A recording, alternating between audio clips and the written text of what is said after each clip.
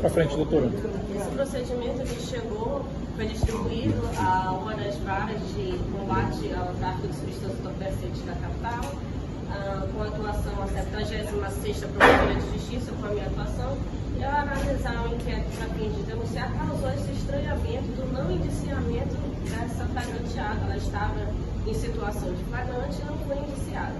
Aí, em razão disso, instauramos em conjunto eu e o doutor Armando o procedimento investigatório para fim de apurar eventuais falhas do procedimento do inquisitório, bem como colher mais elementos para fins de denúncia. A prisão preventiva geralmente ela é solicitada quando o suspeito oferece algum tipo de sair da cidade, entre outras situações. Nesse caso específico, havia esse risco mais do suspeito? Havia vários riscos, na verdade. Para fim de prisão preventiva, bastam muitos requisitos do artigo 312 do Código de Processo Penal e, na ocasião, verificamos elementos suficientes para pedir não só a prisão preventiva, como já para ser auxiliar. Doutora, boa tarde, Robson jornalista. Falando sobre as falhas, por que ela não foi presa preventivamente ainda na delegacia no primeiro flagrante? Quais indícios o Ministério Público constatou de irregularidade da atuação ali da autoridade de polícia naquele momento? A acusada ela estava em situação de flagrante, ela estava dentro do veículo e dentro do veículo existia enorme quantidade de substância entorpecente que exalava um odor muito forte. No entanto, ela não foi flagranteada, ou ela não foi indiciada, embora estivesse em situação de flagrante delito. Por que ela não foi necessariamente? Exatamente. Isso é um objeto de apuração por parte da PROCEAP, em que eu passo a palavra para o doutor Armando, que vai explicar melhor para vocês. Bom, boa tarde a todos. Como a doutora Yara já adiantou, primeiramente esse procedimento, quando é comunicado a audiência de custódia, já é distribuído para uma das varas de entorpecentes considerando a matéria. E também foi encaminhado, como todos têm conhecimento, a própria PROCEAP para apurar justamente a perspectiva da falha da possível atuação do delegado, a responsabilidade do delegado, e eventuais irregularidades que tenham acontecido naquele procedimento. E, portanto, a PROCEAP abriu, naquela oportunidade, o procedimento investigatório criminal, além de, em razão dessas falhas já terem acontecido, ter sido encaminhada à PROCEAP, houve uma interlocução entre a Promotoria de Entorpecente e a Promotoria de Controle Externo da Atividade Policial, que passou a apurar aqueles eventos para poder ter uma noção completa acerca da atuação policial. E, de início, nós já tínhamos a perspectiva de que havia não só uma possível falha por parte do delegado, mas uma falha especificamente relativa à estrutura de funcionamento da polícia atualmente. Então, foi aberto o procedimento para apurar, em primeiro lugar, também a existência desses flagrantes remotos, flagrantes em que o delegado não se encontra na delegacia. Nós sabemos hoje que não estão funcionando as delegacias em Manaus. As delegacias estão, algumas delas, inclusive, sem ninguém durante a noite. As delegacias fecham. As delegacias, inclusive, estão ficando sem os delegados que ficam numa base remota para poder fazer esse flagrante. Ficam alguns policiais nessas delegacias que recebem flagrante para colocar as pessoas na frente de monitores, na frente de câmeras, que inclusive esses depoimentos sequer são gravados. É apenas para fazer realmente a ponte onde vai estar aquele delegado para poder ele fazer o procedimento. Obviamente, esse tipo de situação proporciona o quê? Porque o delegado não tenha contato direto com as provas, com o material pedido para poder decidir se vai ser realizada alguma perícia específica, algum quesito específico. Também gerou a observação por parte do Ministério Público o que vem acontecendo também em Manaus, uma situação que já virou uma espécie de costume, que é a presença massiva de membros da prerrogativa da OAB, que nós todos respeitamos. Nós sabemos da importância do advogado, do papel do advogado, como conteúdo até racional da ideia de democracia, mas é preciso que haja uma racionalidade, tal como a lei dispõe, no exercício das prerrogativas dos advogados.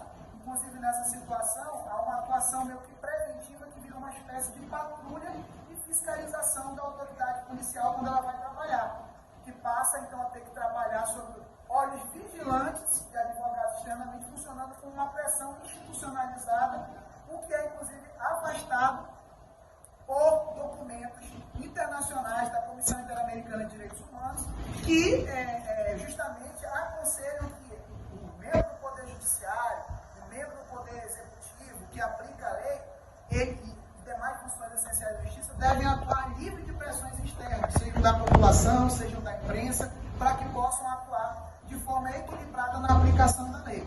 Por isso que, inclusive, esses órgãos não são eletivos. As pessoas galgam as suas posições por concurso público. Então, é uma preocupação também do Ministério Público isso. Hoje mesmo, no momento da prisão dela, aproveitou-se uma oportunidade que ficou ao conhecimento do Ministério Público, que ela iria depor na delegacia, e nesse momento que ela já foi depor na delegacia, já havia um aviso de que ela iria estar acompanhada das prerrogativas. Enquanto no momento do flagrante dela, inclusive, não houve nenhuma alegação de alguma violação de direitos dela, que se fizesse necessária a presença das prerrogativas ali.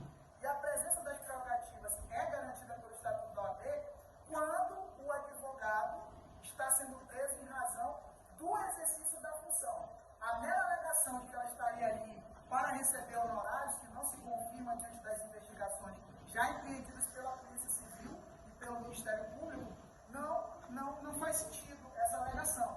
E o recebimento de honorários é o pagamento pelo exercício daquela atividade de advocacia, é algo fora da atividade. O que configura uma situação dessa é se ela estivesse, por exemplo, na delegacia exercendo o ministério dela e o delegado não deixasse ela ter acesso, por exemplo, ao cliente e ali exercesse uma função de autoridade, cabe a presença da ordem. Mas nas demais situações, como por exemplo a prisão de Maria da Penha, não cabe a presença da ordem, cabe a comunicação seccional daquele flagrante, mas a presença ali não cabe. Qualquer pessoa tem direito a um advogado presente, mas a presença de um representante do OAB, essa presença maciça que tem acontecido, realmente não é o que se espera que aconteça no ambiente da delegacia, porque muitas vezes, inclusive, tem uma outra parte envolvida.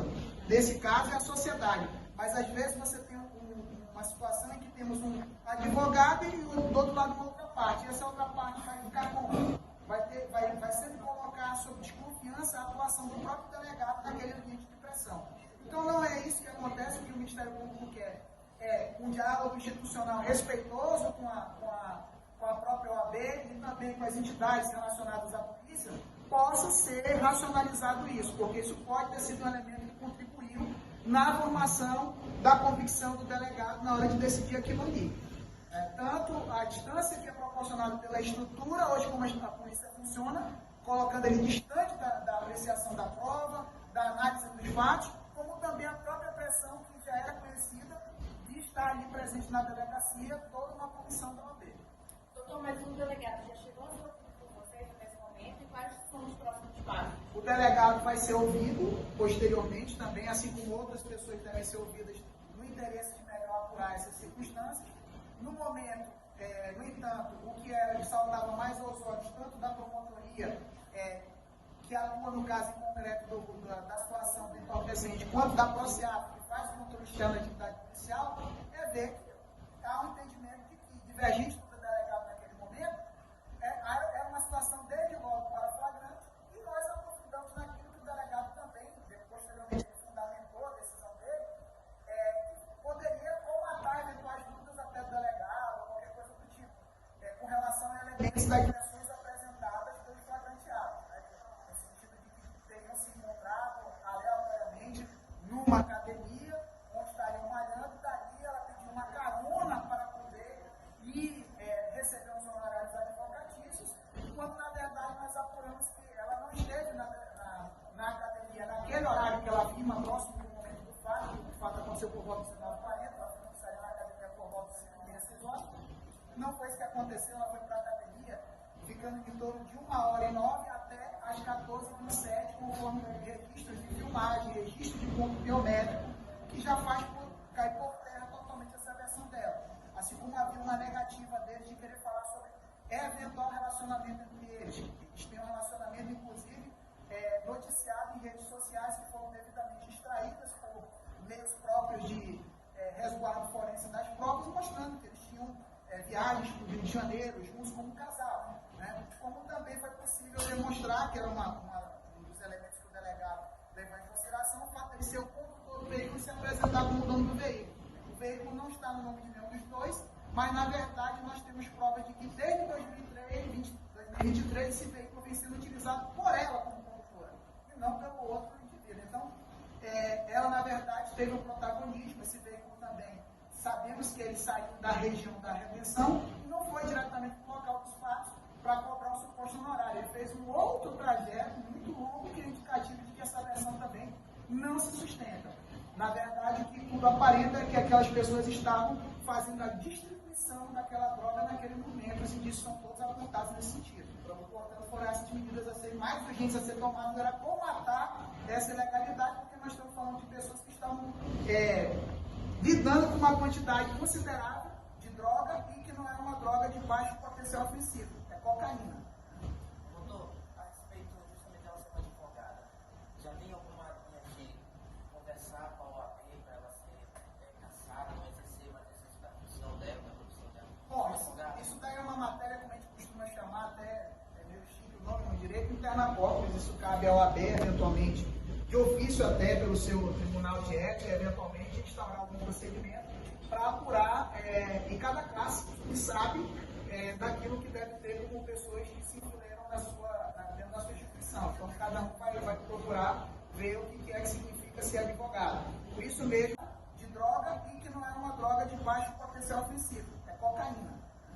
Doutor, a respeito justamente dela ser uma advogada, já tem alguma linha de conversar com a OAB para ela ser caçada, não exercer mais essa função dela, na produção dela? Bom, isso daí é uma matéria, como a gente costuma chamar, até meio chique o nome no direito, interna corpus. Isso cabe à OAB, eventualmente, de ofício até pelo seu tribunal de ética, eventualmente instaurar algum procedimento para apurar em cada classe que sabe daquilo que deve ter como pessoas que se enfileiram dentro da sua instituição. Então, cada um vai procurar ver o que é que significa ser advogado. Por isso mesmo que eu entendo que essa situação não envolve o exercício da advocacia, porque eu desconheço que a atividade da advocacia envolva você carregar atrás do banco de um carro 10 quilos de cocaína. O promotor me esclareceu uma dúvida. No caso, ela foi presa preventivamente agora, mas o fato dela não ter sido presa em flagrante naquele dia, no dia 21 de novembro, pode trazer benefícios para ela no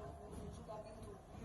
Não. Diferença entre ela e o Janderson? Não. Tanto a prisão em flagrante quanto a própria prisão preventiva são uma é prisão pré-cautelar, como a gente chama, e outra é cautelar. São prisões que não envolvem antecipação de culpa ou qualquer coisa do tipo. A ideia é evitar situações de reiteração do crime, principalmente. Essa foi a principal motivação cautelar exposta, ou seja, a principal situação de perigo que se está colocando. Não está antecipando nenhum juízo de culpa com relação aos dois, apenas está se dizendo que, diante daqueles indícios da prática daquele crime, é necessário que a sociedade seja resguardada de eventual reiteração criminosa que se aponta como bem viável diante do ambiente em que eles se enfiaram, que era uma área vermelha, durante a noite, né, e com aquela quantidade de droga. Enquanto qualquer pessoa aqui, se eu convidar para a gente fazer o mesmo tipo de aventura, com certeza que ninguém vai querer.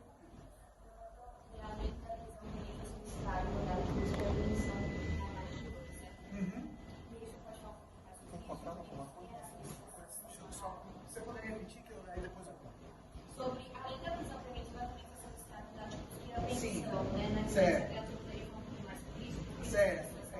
Nós também observamos que durante a lavratura do flagrante não foi apreendido nenhum aparelho celular. Né? E todos nós temos aparelhos celulares, nós sabemos que eles tinham aparelhos celulares, durante a entrada e saída da academia estavam com aparelhos celulares, e nós, em busca desses aparelhos celulares, inclusive para comatar também essa falha, que deveria ser apreendido, esses celulares, a gente buscou, fez esse pedido de busca e apreensão, e também numa fã, na ideia de eventualmente encontrar, talvez, quem sabe, né, diante de alguma falha deles lá, alguma substância entorpecente a mais, considerando a grande quantidade que era transportada no banco de trás do veículo. Mas, ao cumprir esses mandatos, de uma forma geral, o que eu posso dizer a vocês é que nada de interesse foi encontrar, e, na verdade, nós encontramos, inclusive, ambientes já, digamos assim, bem limpos, ou seja, como se a residência era conhecida e ali não estivesse mais ninguém, já tinha sido providenciado uma mudança, uma limpeza do local. Doutor? Foi não? Esclarece uma coisa. Você falou que o atendimento do flagrante foi remoto, né? Quando se trata da ele não estava na delegacia, naquela, no sexto dia, ele estava em outro dia, ele estava em casa, e eu insisto na pergunta que eu fiz, inclusive, para a doutora ali. Por que ela foi liberada naquele dia? Somente uma pessoa foi presa naquela noite. Vamos lá. Com relação à sua primeira pergunta, onde estava o delegado estava realizando seu serviço no local onde ele estava lotado por determinação da Delegacia Geral da Secretaria de Segurança Pública, que atualmente é uma base, como se fosse uma central de flagrante, que funciona na Arena Vasco Vasques. Os delegados, os escrivães ficam lá e atendem a população por via remota, enquanto o Código de Processo Penal determina que, inclusive, o delegado deve se fazer presente na cena do crime. E aí nós não temos nem o delegado na cena do crime, nem também o delegado funcionando na delegacia durante as oitivas. Nós temos hoje um cenário de busca e apreensão e também uma fã na ideia de eventualmente encontrar, talvez, quem sabe, diante de alguma falha deles lá, alguma substância entorpecente a mais, considerando a grande quantidade que era transportada no banco de trás do veículo. Mas, ao cumprir esses mandatos, de uma forma geral, o que eu posso dizer a vocês é que nada de interesse foi encontrar, e na verdade nós encontramos, inclusive, ambientes já, digamos assim, bem limpos, ou seja, como se a residência era conhecida e ali não estivesse mais ninguém, já tinha sido providenciada uma mudança, uma limpeza do local. Doutor? Foi não? Esclarece uma coisa. Você falou que o atendimento do flagrante foi remoto, né? Quando estava o delegado? Se ele não estava na delegacia, naquela, no sexto dia, ele estava em outro dia, ele estava em casa, e eu insisto na pergunta que eu fiz, inclusive, para a doutora ali. Por que ela foi liberada naquele dia? Somente uma pessoa foi presa naquela noite. Vamos lá. Com relação à sua primeira pergunta, onde estava o delegado estava realizando seu serviço no local onde ele estava lotado por determinação da Delegacia Geral da Secretaria de Segurança Pública, que atualmente é uma base, como se fosse uma central de flagrante, que funciona na Arena Vasco Vasques. Os delegados, os escrivães ficam lá e atendem a população por via remota, enquanto o Código de Processo Penal determina que, inclusive, o delegado deve se fazer presente na cena do crime. E aí nós não temos nem o delegado na cena do crime, nem também o delegado funcionando na delegacia durante as oitivas. Nós temos hoje um cenário em que a polícia está pulverizada, nós não temos sequer a concentração em algumas delegacias onde a equipe seja suficiente para atender pelo menos parte de alguma coisa que venha acontecer de grave e que faça necessária a presença de policiais durante o plantão. Nós não temos isso. A pulverização é tão grande que, em horário de plantão, o que nós temos é essa possibilidade de realizar esse flagrante que proporciona, como nós estamos vendo nesse caso concreto, esse tipo de falha. E com relação à sua segunda pergunta, por que ela foi liberada, o delegado justificou, no mesmo processo em que ele fez a comunicação da custódia, ele justificou com alguns eventos, que resumidamente aqui pode ser que me falte algum elemento que ele tenha colocado, mas ele entendeu que a advogada naquele momento não seria dona do carro, o carro não está no nome também da outra pessoa, mas ele entendeu que o ambiente, talvez por uma teoria da aparência, o indivíduo que dirigia o veículo seria o dono, e que por ele estar dirigindo e ela estar sentada no banco, ela tinha um caráter de maior assessoriedade, além dela estar alegando que estava ali para receber honorários. Então ele não se sentiu seguro diante daquela situação para dar voz de prisão para ela. Esse entendimento, ele tem o direito de ter o entendimento dele, mas esse entendimento desde que isso não foi compartilhado pelo Ministério Público, tanto pela PROCEAR quanto pela promotora natural da questão do entorpecente, que é justamente no sentido de que, na verdade, como o carro não estava no nome de ninguém, não dava para se dizer de quem era o veículo. E mais, se ela estava como carona, na verdade, quem tem uma submissão é quem dirige para alguém, uma viatura policial. Então você não vai ver o presidente da República andando no carro dirigindo com o motorista. Não vai ter isso.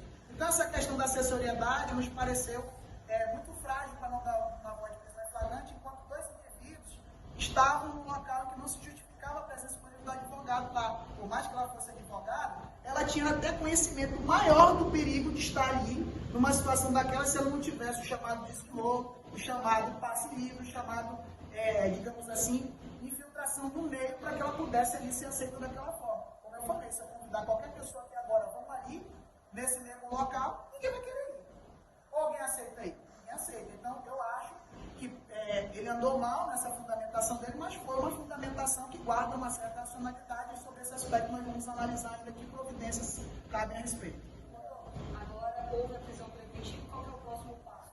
O próximo passo, imediato, inclusive, já foi dado, que é a denúncia oferecida estabelecida em conjunto, como nós passamos a trabalhar juntos com relação à advogada e também ao Janderson, que estava na cena, já tinha sido flagranteado e teve a sua prisão convertida em preventiva, ambos já foram denunciados pela prática do crime de tráfico de drogas. Os dois já estão denunciados em associação também para o tráfico, mostrando que basta hoje para esse tipo de situação, e nós temos elementos que vão ser mais ainda também carregados aos autos, justamente no sentido de que a história não vem de hoje.